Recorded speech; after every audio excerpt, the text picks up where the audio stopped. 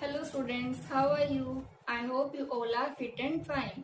Today we are going to continue with our 8th chapter of your EVS book, that is the unique world of insects and animals. As you all know, in our world, different types of animals and birds are present. They all have their importance. We can see a little mosquito and a very big elephant. So let's start this chapter.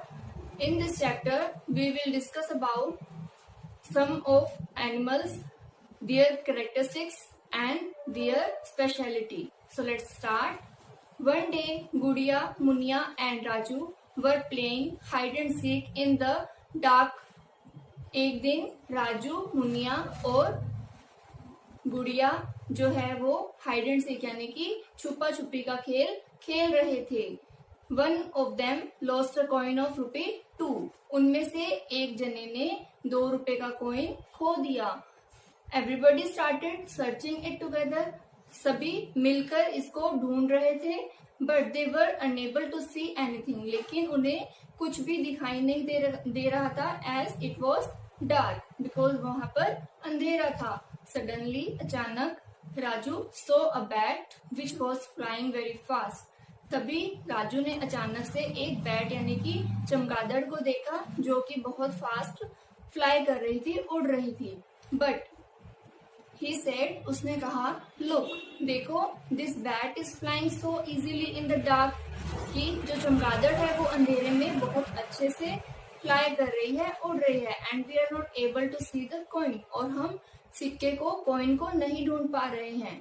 Then Muniya said, तभी मुनिया ने कहा that कि she read in the school library the day before. यानी कि उसने day before का मतलब होता है पिछले दिन. उसने पिछले दिन ही स्कूल की लाइब्रेरी में पढ़ा था that a bat flies at night. जब बैट जो है, चमगादड़ जो है वो अंधेरे में उड़ती है, it produces a sound of very high frequency. वो क्या करती है, एक बहुत ही हाई फ्रिक्वेंसी का मतलब होता है तीव्रता. बहुत ही तीव्रता से एक साउंड जो है वो प्रोड्यूस करती है, जनरेट करती है. And when it reflects back. और ये साउंड कब वापस आती है, जब वो सामने किसी ऑब्जेक्ट से टकराती है. इट मीन्स जब चमगादड़ रात को उड़ती है तो वो एक साउंड वेरी हाई फ्रिक्वेंसी का प्रोड्यूस करती है, और सामने अगर कोई ऑब्जेक्ट होता है तो वो साउंड की फ्रिक्वेंसी जो है वो फिर से वापस चमगादड़ के वे में आती है, जिससे उसे पता लगता है कि आगे कुछ ऑब्जेक्ट है जिससे वो टकरा सकती है. और इसी रेजोनेंस यानी कि इसी कंपन से, इसी तीव्रता से वो अपना वे को चेंज करती है. One day Muniya and her brother Raju. एक दिन, ये तो था चमगादड़ के बारे में. अब नेक्स्ट हम पढ़ते हैं डॉग्स के बारे में. One day Muniya and her brother Raju were going to their neighbour's house. Neighbour होता है पड़ोसी. एक दिन राजू और उसकी सिस्टर मुनिया जो है वो अपने पड़ोसी के घर पे जा रहे थे. On the way Muniya's leg hit a stone and she got hurt. तभी रास्ते में क्या हुआ, मुनिया के पैर पे एक पत्थर लगा और उसे चोट लगी. हर्ट का मतलब होता है चोट लगना. She became nervous but continued walking with her brother. वो डर गई, उसे चोट आई थी, वो डर गई, लेकिन फिर भी उसने चलना, अपने भाई के साथ चलना स्टार्ट रखा. जस्ट देन, और तभी a dog tied with a chain on their neighbor's door started barking at her. Barking का मतलब होता है भौंकना.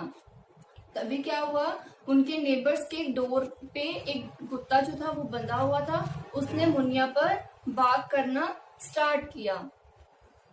Raju told her that dogs always bark at strangers and do not allow them to enter. तभी राजू ने मुनिया को बताया कि जो डॉग्स है वो स्ट्रेंजर्स यानी कि अजनबियों को देखकर उन पर भौंकते हैं, उनको घर के अंदर एंटर होने नहीं देते. They have a very strong sense of smell. उनकी जो सेंस वाली स्मेल होती है, सूंघने की जो शक्ति होती है वो बहुत स्ट्रॉन्ग होती है. So it was about dog. और डॉग्स की इसी क्वालिटी की वजह से उनको इंटेंसिव सर्चेस के लिए यूज किया जाता है. आप देखते हो फोरेंसिक जो होती है, इन्वेस्टिगेशंस होती है, उनमें डॉग्स को यूज किया जाता है क्योंकि उनकी सेंस पावर होती है वो बहुत ही स्ट्रॉन्ग होती है. Now how far can different creature see. कि अलग अलग जो प्राणी होते हैं, क्रीचर होते हैं, छोटे एनिमल्स या फिर इंसेक्ट्स जो होते हैं, वो कितना दूर तक, फार का मतलब होता है दूर, कितना दूर तक देख सकते हैं। तो हमें पता है, हम एक मक्खी का एग्जाम्पल लेते हैं, एक हाउस फ्लाई का, तो क्या होता है, हम उसको कभी भी कैच नहीं कर पाते हैं। Why? Because they can see in the all direction, in 360 degrees they can see, which the eyes of mosquitoes and flies are made in a special way. Mosquitoes और फ्लाइज की जो आईज होती है, मक्खियों की जो आईज होती है, वो बहुत ही स्पेशल तरीके से बनी हुई होती है। स्पेशल दे फ्लाई इमिडिएटली, वो अचानक से उड़ जाते हैं। When ever they see any moving object, जब भी वो कोई हिलता हुआ कोई चीज को देखते हैं तो वो बहुत ही इमिडिएटली, बहुत ही जल्दी से उड़ जाते हैं। Their eyes are different from those of human beings and animals, उनकी आईज जो होती है वो इंसानों से और दूसरे एनिमल से बहुत ही अलग होती है। If we want to look at the back we have to turn our neck, अगर हमें पीछे की तरफ देखना होता है तो हमें अपनी नेक को पीछे की तरफ मूव करना पड़ता है। But in the flies and mosquitoes their eyes can see without protecting their neck.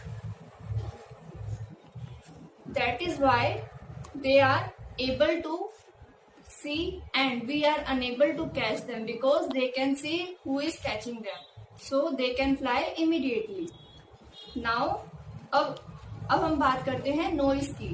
A band was passing by Raju's house playing song in a loud sound. Raju के घर के पास से एक बैंड जा रहा था जो कि बहुत ही ज्यादा आवाज कर रहे थे। Muniya asked what happened, Muniya ने पूछा क्या हुआ। राजू रिप्लाइड, राजू ने कहा there is a lot of noise, यहाँ पर बहुत ज्यादा शोर है। साउंड का मतलब होता है आवाज और नॉइज का मतलब होता है शोर। Muniya asked what is noise, Muniya ने पूछा कि शोर क्या होता है। Then Raju answered, राजू ने जवाब दिया, when the sound level is more than our capacity of hearing, it is known as noise.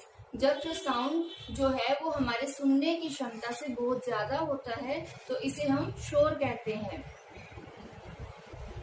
So it was about sound and noise. आप सभी को पता होना चाहिए कि नॉइज जो है वो बहुत, साउंड जो है वो बहुत ज्यादा नहीं होना चाहिए जिससे कि नॉइज पोल्यूशन नहीं होगा, और नॉइज पोल्यूशन अगर होगा तो आपकी हेल्थ पे इसके एडवर्स इफेक्ट्स देखने को मिल सकते हैं। नाउ अब हम बात करते हैं, कुछ एनिमल्स ऐसे होते हैं जो कि सीजनल बेसिस पे अपनी अर्थ पे प्रेजेंट होते हैं। उसके अलावा अगर कोई एनिमल ऐसा है कि जो सिर्फ समर में आ रहा है तो वो विंटर्स में क्या करेगा, हाइबरनेशन में चला जाएगा। हाइबरनेशन होता है खुद को एक जगह पे छुपा लेना, ढक लेना, कि वो अदर बाहर के एनवायरनमेंट में इन्वॉल्व नहीं हो पाते हैं। जैसे लिजर्ड जो है वो सिर्फ समर और रेनी सीजन में होती है, विंटर्स में हम लिजर्ड्स को नहीं देख सकते। इसी तरह से अगर हम स्नेक्स की बात करें तो स्नेक्स भी जो है वो समर और रेनी सीजन में प्रेजेंट होते हैं, एंड जो बियर्स है वो विंटर्स में होते हैं, एंड जो फ्रॉग्स है वो सिर्फ रेनी सीजन्स में प्रेजेंट होते हैं। उसके अलावा अदर सीजन्स में वो खुद को हाइबरनेट कर लेते हैं। उसके बाद में हम बात करते हैं मुनिया एंड राजू की। मुनिया ने पूछा, ब्रदर राजू, भैया Raju, can I also live in water like a fish and can I fly like a bird, क्या मैं भी फिश की तरह पानी में रह सकती हूँ या फिर एक बर्ड की तरह आसमान में उड़ सकती हूँ। So it is not possible to live in water और फ्लाई। वाई? बिकॉज राजू ने बताया all the animals have their own specific characteristics, सभी जो एनिमल्स है या बर्ड्स है उन सबकी अपनी एक विशेषता होती है। Human beings, birds, insects etcetera are all different from each other. जो ह्यूमन बीइंग्स है, बर्ड्स है, इंसेक्ट्स है, ये सब एक दूसरे से बहुत ही अलग है। वी आर टेरेस्ट्रियल ऑर्गेनिजम्स, हम जो है वो स्थलीय जीव है। टेरेस्ट्रियल होता है स्थलीय, जो भूमि पर रहते हैं। We are terrestrial organisms, we can not live in water, हम पानी में नहीं रह सकते या फिर हम उड़ भी नहीं सकते। Now discuss about colony of ants. Ants की कॉलोनी के बारे में पढ़ते हैं। एंट्स जो क्या होती है, चींटियां क्या होती है, वो एक कॉलोनी में रहती है, ग्रुप में रहती है। तो in Muniya's house in a corner a hole और home of ants was there. मुनिया के घर में एक कॉर्नर पे चींटियों का घर बना हुआ था। The ants were entering the hole in a row.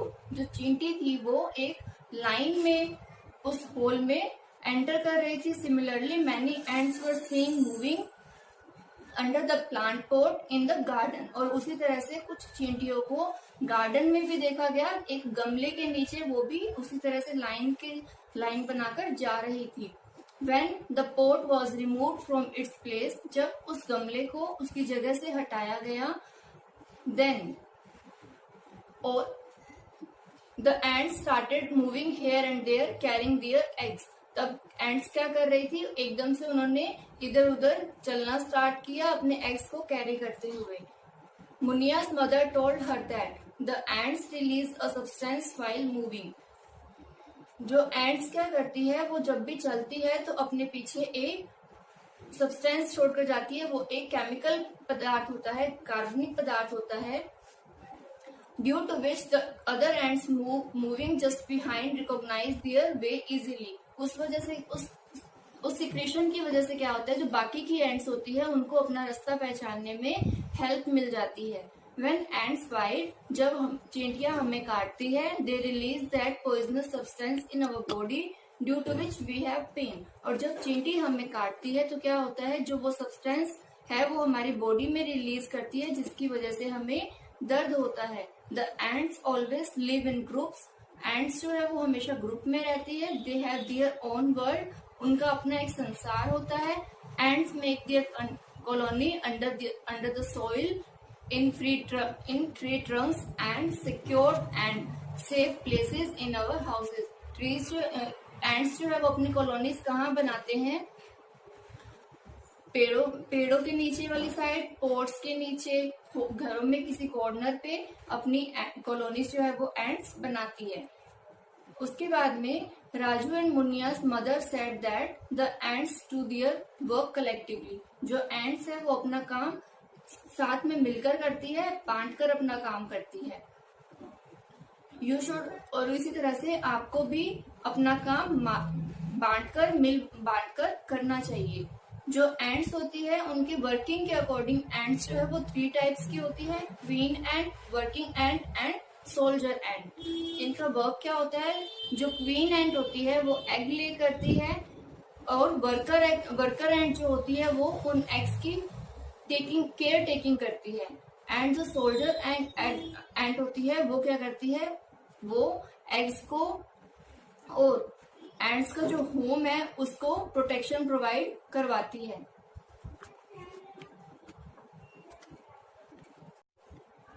Muniya told her mother that a grandma living in their neighborhood scattered roasted wheat flour. आटे का कसार जो होता है, मुनिया ने बताया कि उनके नेबर्स में एक बूढ़ी अम्मा रहती है, एक बूढ़ी माँ रहती है, जो कि डेली जो है वो चींटियों के घरों पर क्या करती है, भुना हुआ, रोस्टेड होता है भुना हुआ आटा जो है उसको फैलाती है। स्कैटर होता है फैलाना या फिर बिखेरना। Why does she do so? वो ऐसा क्यों करती है? Then mother told, तभी उनकी माँ ने बताया her that many people mix ghee, sugar and wheat flour and scattered in on the home of ants.